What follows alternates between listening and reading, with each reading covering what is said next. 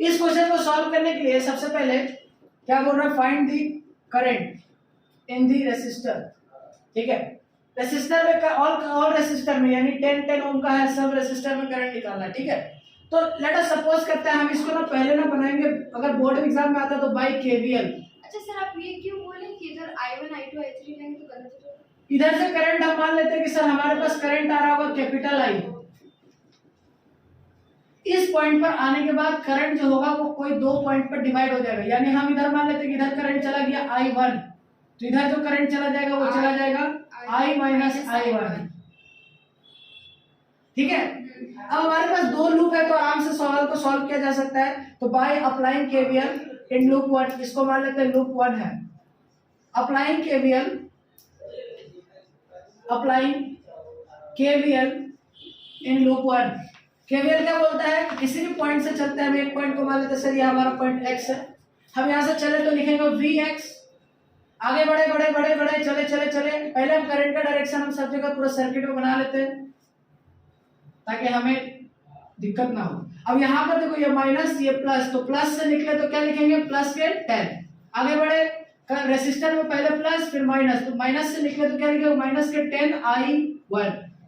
Clear है, इधर से करंट जो होगा सर्किट में ऊपर से आ रहा है और ये क्या हो जाएगा प्लस और ये हो जाएगा माइनस, तो माइनस के क्या लिखेंगे माइनस के लिखेंगे 10 इंटू I माइनस I1, फिर इधर आएंगे तो ये प्लस से माइनस, माइनस से निकले तो क्या लिखेंगे माइनस के 20, फिर ये कहाँ आ जाएंगे, फिर आ जाएंगे हम Vx, और यहाँ से क्या हो जाएगा Vx और Vx कट जाएगा, यानी यहाँ से क्या आ जाएगा, ये आ जाएगा 10 माइनस के 10I माइनस के 10I1, सॉरी यहाँ पर सॉरी ये आई था 10I माइनस के 10I प्लस क्या हो जाएगा 10I1 माइनस के 20 इजिकल्स टू हो जाएगा V इजिकल्स टू क्या हो जाएगा 0।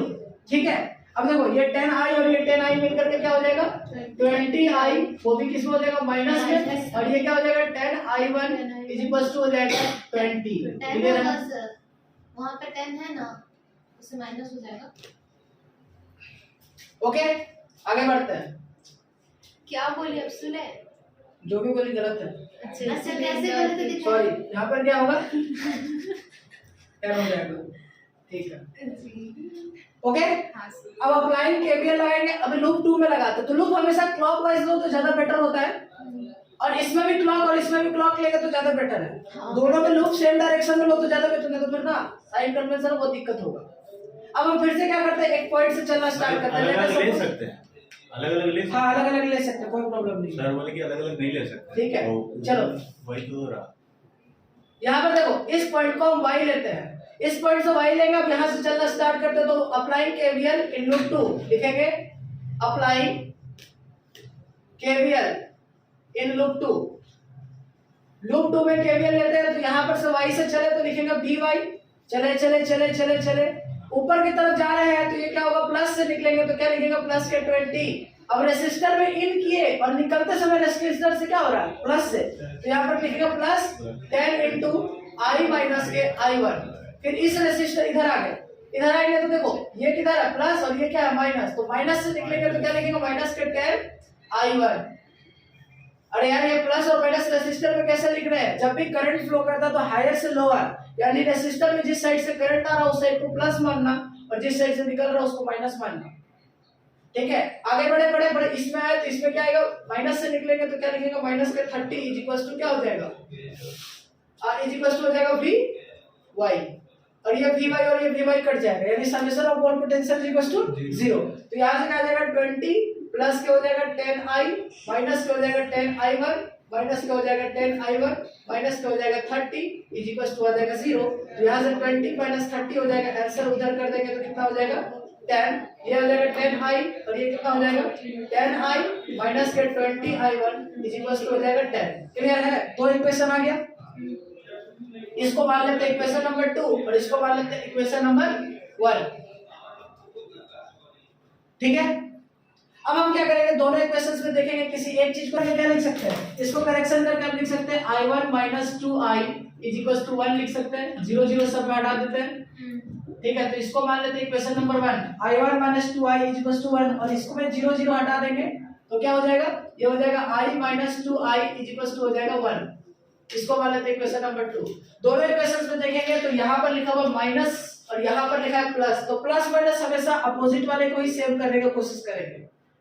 I2I है और यहाँ पर क्या है I है, तो क्या करेंगे इसको 2 से multiply 2I minus 4I is equal to 2 और उसको क्या करेंगे minus 2I minus plus I is equal to 1। यहाँ से करेंगे तो ये दोनों कट जाएगा, ये क्या हो जाएगा minus 3I is equal to 3, तो I1 बराबर आ जाएगा माइनस के 1 एम्पियर।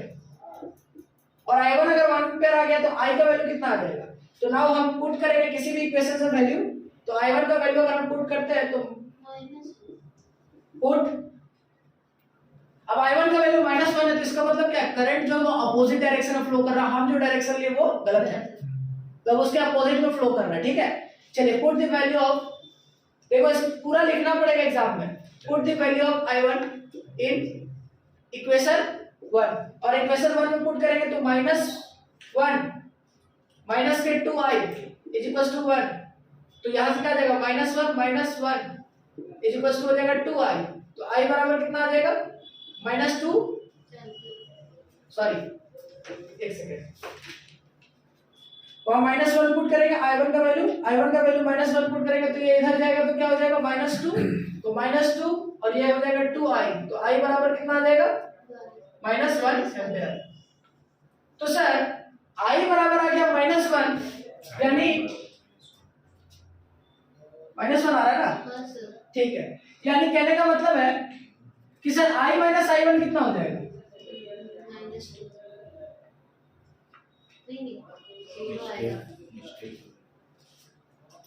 -1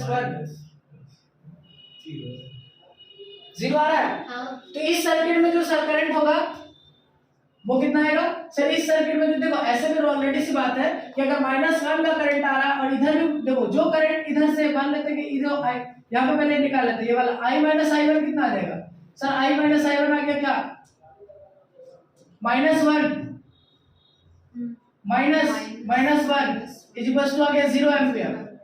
तो यानी इस सर्किट में कोई भी करंट नहीं जा रहा और इस सर्किट में कोई करंट नहीं जा रहा है, इसका मतलब क्या है कि जो भी करंट इस डायरेक्शन से आ रहा होगा वो इस डायरेक्शन में चला जा रहा होगा, मतलब बीच वाले सर्किट में कोई भी करंट नहीं जा रहा है, तो निकल गया करंट I1 I2 I3।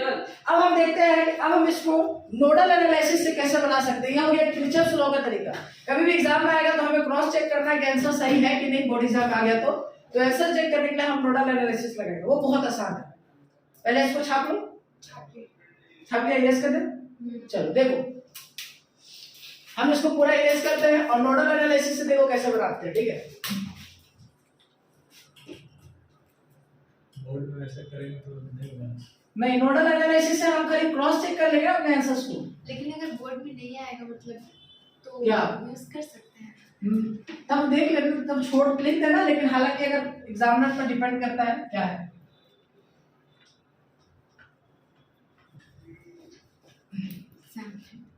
देखिए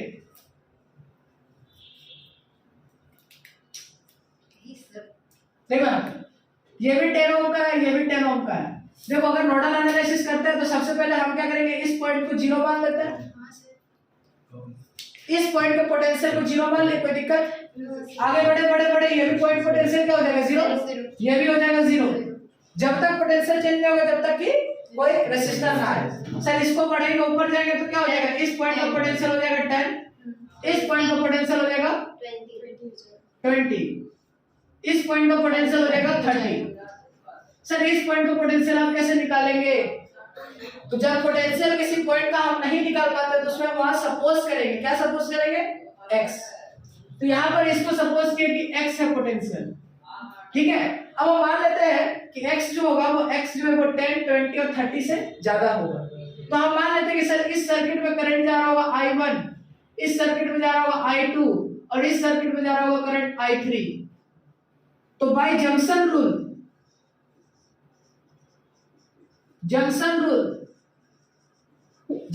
हम लोग क्या पढ़े कि सर देखो किसी भी पॉइंट पर अगर करंट निकालना है तो यानी I1 plus I2 plus I3 is equal to हो जाएगा 0। किसी भी एक पॉइंट पर जंक्शन रूल के अकॉर्डिंग उस पॉइंट पर जितना भी करंट का एडिशन होगा वो कितना हो जाएगा, 0।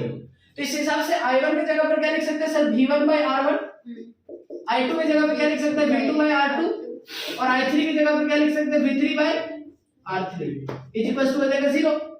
अब V1 का वैल्यू कैसे निकालेंगे, तो सर हम मान लेते हैं करंट इधर फ्लो कर रहा है तो हाईएस्ट से लोअर यानी लिख देंगे x बाय, देख क्या लिख देंगे, x by sir x by -10 divided by 10 plus ये x हायर है, करंट इधर से फ्लो कर रहा है इसका मतलब हमने इसको हायर माना है, x minus 20 divided by 10 plus x minus 30 divided by 10।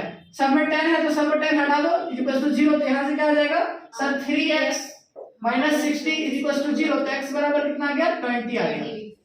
आइए तो सर x बराबर 20 आ गया, इस पॉइंट का पोटेंशियल हमें पता चल गया 20। अब करंट I1 निकाला तो I1 इक्वल टू क्या था, x माइनस 10 बाय 10 यानी क्या रखेंगे 20 माइनस 10 बाय 10 यानी कितना करंट आ गया, 1 एम्पीयर। सर यानी डायरेक्शन हमारा क्या है, बिल्कुल सही है।